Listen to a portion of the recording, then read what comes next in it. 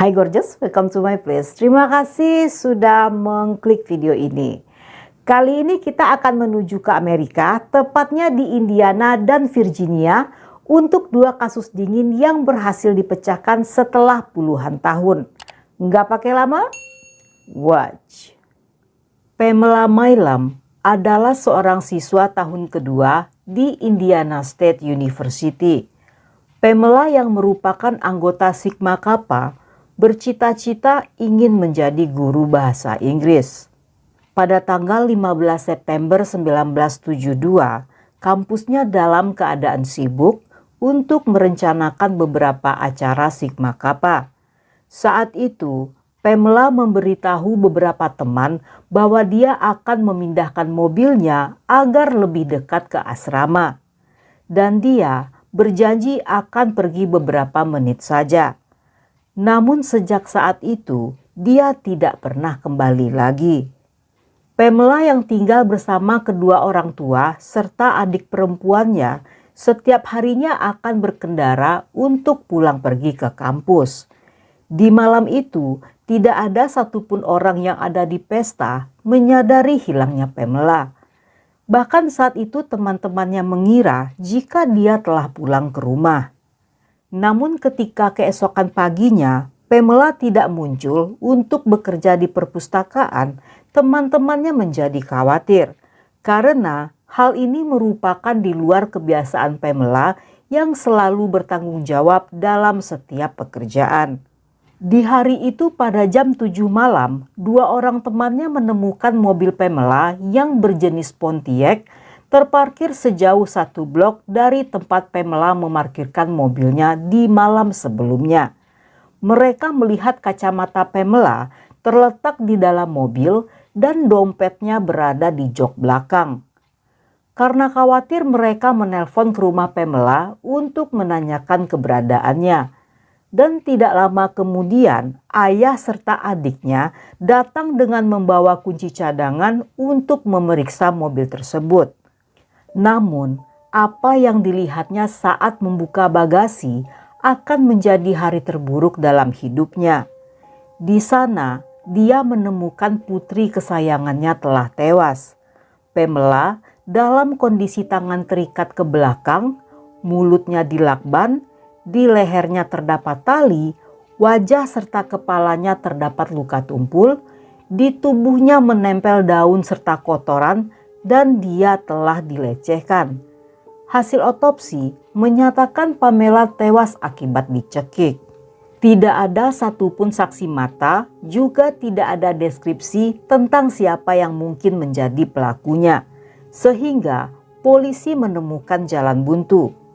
Namun polisi tetap melakukan penyelidikan menyeluruh dengan mengumpulkan seluruh barang bukti, termasuk tanah yang ada di pakaian dan di mobil. Walaupun di saat itu belum ada teknologi yang modern, tetapi mereka menyimpan semua bukti-bukti dengan harapan jika di masa depan ada teknologi baru yang bisa memecahkan kasus tersebut.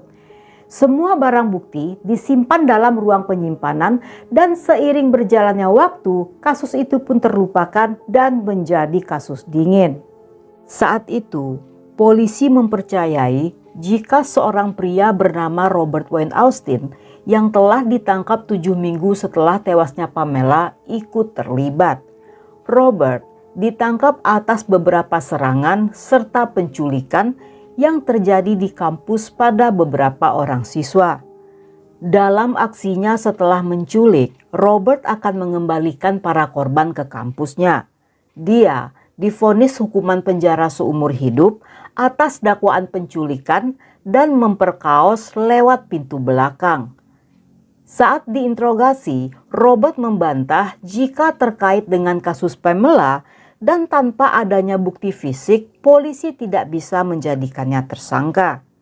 Hingga 36 tahun kemudian, di tahun 2008, Kepala Kepolisian Terre Haute yang baru diangkat bernama Sean Kent membagikan kasus dingin pada masing-masing detektifnya. Karena pada saat itu Sean tidak memiliki kasus, dia pun ikut mengambil satu berkas yang akan dia selidiki. Ketika dia membuka kasus file milik Pamela, dia tidak bisa berhenti membacanya. Di pikirannya hanya tertuju pada kasus itu dan memutuskan akan menyelidikinya.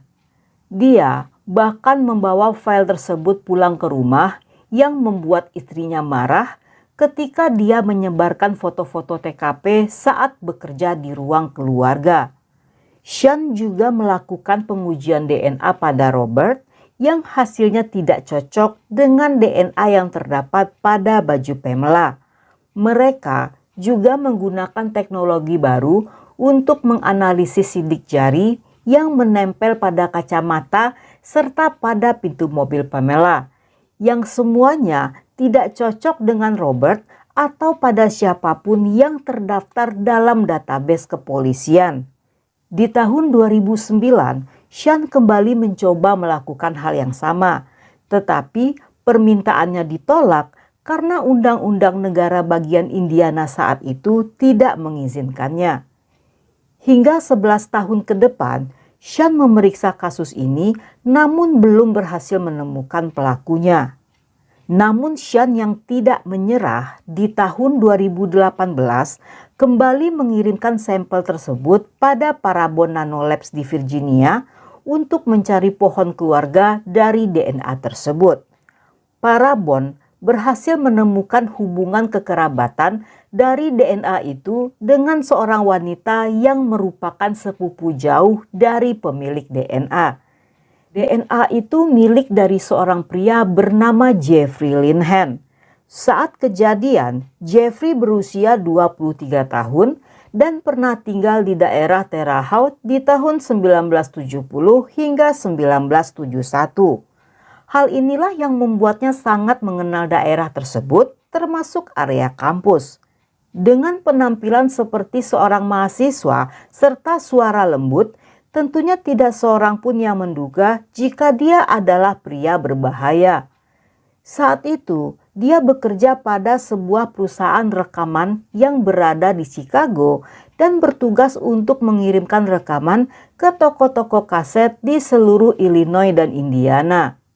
Setahun setelah kasus Pamela, Jeffrey yang sedang berkendara memberikan tumpangan pada pasangan suami istri bernama Jeffrey Thomas. Pasangan itu menumpang setelah kembali dari mengunjungi teman-teman mereka di Chicago. Dalam perjalanan, Jeffrey mengatakan pada mereka jika dia akan berhenti sebentar di rumah saudarinya. Namun setelah berhenti, dia mengancam mereka dengan senpi dan memaksa meminta uang. Mereka pun menunjukkan isi tasnya dan mengatakan jika mereka menumpang mobil Jeffrey karena mereka tidak punya uang. Jeffrey yang tidak percaya membawa keduanya ke sebuah gudang gandum di sebuah pedesaan untuk menahan mereka agar diberi tebusan. Jeffrey pun membawa Thomas bersamanya dan meninggalkan istrinya di sana sendirian. Saat itulah sang istri berhasil kabur dan berlari ke rumah terdekat untuk meminta bantuan. Ketika polisi datang, mereka berhasil menangkap Jeffrey. Namun pada saat itu Thomas yang telah tewas ditemukan di daerah berhutan di Posey County dalam kondisi tangan terikat ke belakang seperti yang terjadi pada Pamela. Hasil otopsi menunjukkan jika dia tewas akibat luka tembak di kepala serta ditikam sebanyak 8 kali pada bagian dada dan lehernya telah dilukai. Selama persidangan, juri menyatakan Jeffrey tidak bersalah dengan alasan kegilaan dan dibebaskan pada tahun 1976. Setelahnya, dia pindah ke Washington bersama istri dan anaknya. Pada awal Mei 1978, Kepolisian Kokomo dan Deputi Howard County mendapatkan laporan penculikan di Markland Mall yang berjarak sekitar 130 mil dari tempat Pamela ditemukan. Upaya penculikan tersebut disaksikan oleh sang deputi dan seorang petugas yang sedang tidak bertugas.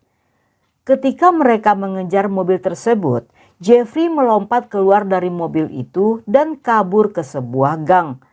Dalam pengejaran tersebut, ketika Jeffrey menembak tangan sang deputi, petugas kepolisian yang lain menyerang dan melenyapkan Jeffrey yang saat itu berusia 29 tahun. Kematian Jeffrey inilah yang membuat Shawn selama bertahun-tahun tidak bisa menemukan DNA Jeffrey di database karena pria itu telah tewas sebelum adanya teknologi DNA.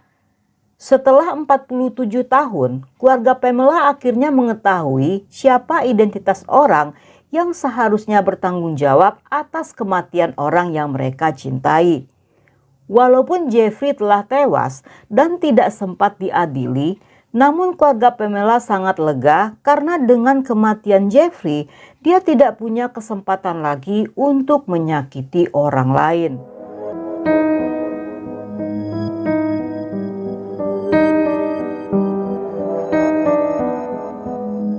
Pada musim panas di tahun 1973, Janice Pietropola dan Lindsay Taylor menikmati liburan musim panas dengan berjemur, surfing, dan bersantai di pantai Virginia. Mereka menyewa sebuah pondok kecil di dekat air. Saat itu adalah liburan pertama mereka yang telah direncanakan dari jauh hari. Mereka bahkan telah menabung selama setahun demi liburan impian.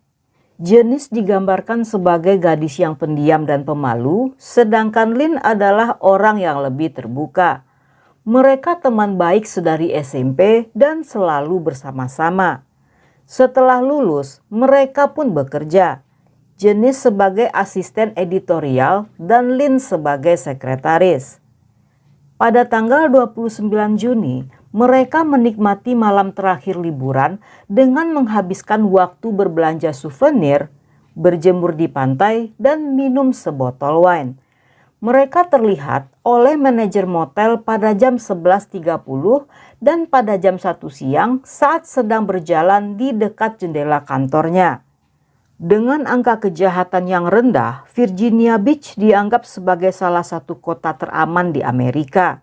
Namun setelah hari itu, image daerah itu akan segera berubah. Dan lebih dari 10 kasus dingin akan mengganggu wilayah tersebut yang mengubah kota indah itu menjadi sesuatu yang lebih menyeramkan.